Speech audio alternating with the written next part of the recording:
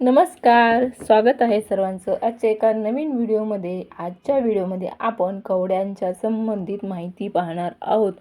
माता लक्ष्मीला अत्यंत प्रिय असणारी गोष्ट म्हणजे कवड्या. माता लक्ष्मीला कवड्या का आवडतात, त्या संबंधित काय आख्यायिका आहे, कुठलं पुराणामध्ये कोणत्या गोष्टी दिलेल्या आहेत आणि कवड्यांचं पूजन केल्यामुळे काय आपल्या गोष्टी धनलाभ होतो का, आपल्या घरामध्ये कुठल्या गोष्टी घडतात, या संबंधित संपूर्ण माहिती आपण आजच्या व्हिडिओमध्ये पाहणार आहोत. तर व्हिडिओ शेवटपर्यंत नक्की पहा.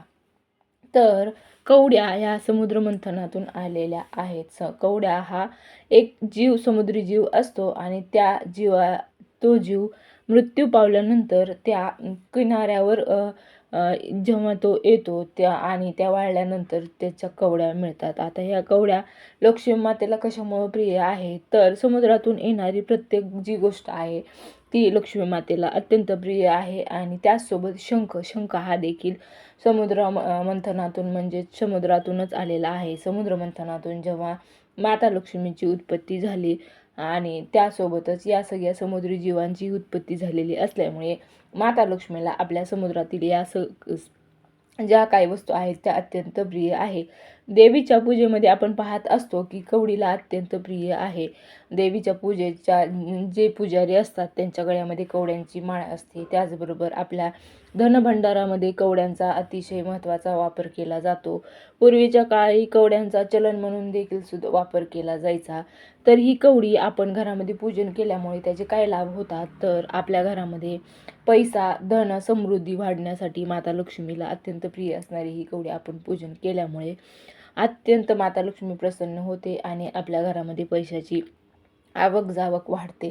कारण या कवड्या पूर्वीच्या काळी चलन म्हणून देखील प्राचीन भारतामध्ये वापरल्या जायच्या आणि त्यामुळे पैशाचं प्रतीक म्हणून देखील या कवडी मोलामध्ये एखादी गोष्ट गेली असे म्हटलं जातं. जरी या कवड्यांचं मोल, ही कवडीचं म्हणजे काहीही नसेल तरीही कवडीचं मोल अत्यंत माता लक्ष्मीला प्रिय आहे.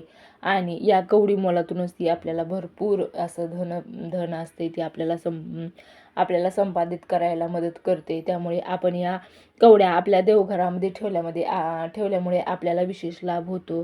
देवघरामध्ये आपल्या जर कवड्या असतील, माता लक्ष्मीच्या कवड्यांची पूजन आपण शुक्रवारी किंवा मंगळवारी, त्याचबरोबर पौर्णिमेच्या दिवशी आपण जर कवड्याचं विशेष करून असं पूजन केलं आणि श्रीसूक्त म्हणून माता लक्ष्मीची षोडोपचारी पूजा करून आपण माता लक्ष्मीला कवड्या अर्पण केल्या तर आपल्या घरामध्ये धनाची कधीही कमी पडणार नाही.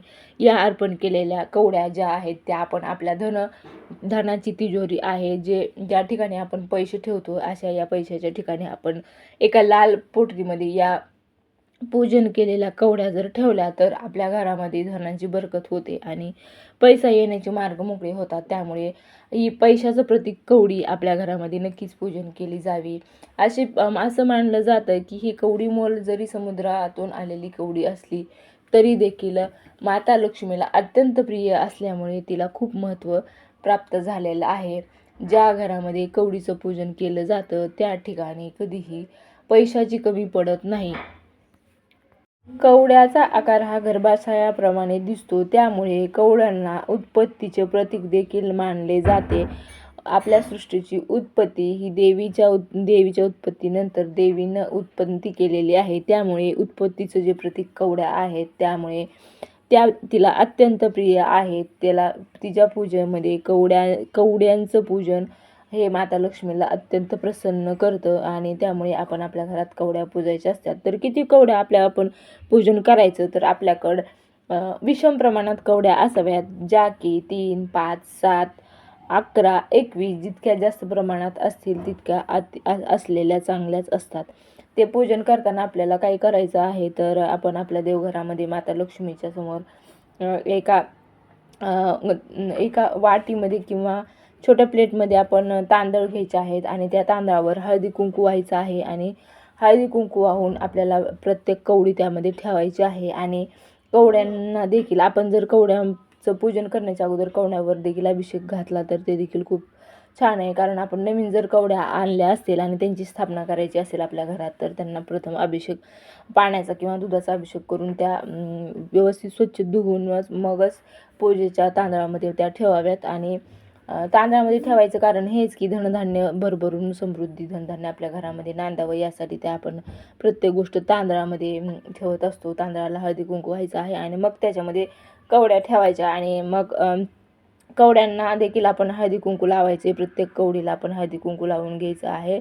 आणि मग आपल्याकडं फुलं, धूप दीप अक्षदा असं सगळं वाहून घ्यायचं आहे. आणि त्या कवड्या आपल्याला देवीच्या समोर ठेवायच्या आहेत, जेणेकरून आपण देवीला समर्पित करीत आहोत. अशा प्रकारे आपल्याला या कवड्या देवीच्या समोर ठेवायच्या आहेत.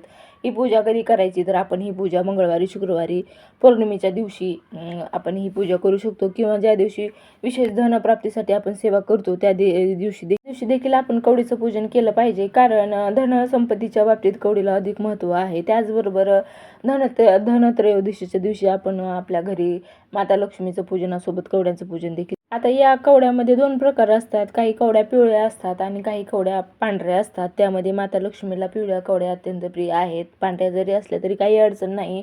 आपण पांढऱ्या कवड्यांना हळद लावून पिवळ्या करू शकतो. तर पिवळ्या करून आपल्याला माता लक्ष्मीच्या चरणी अर्पण करायच्या आहेत.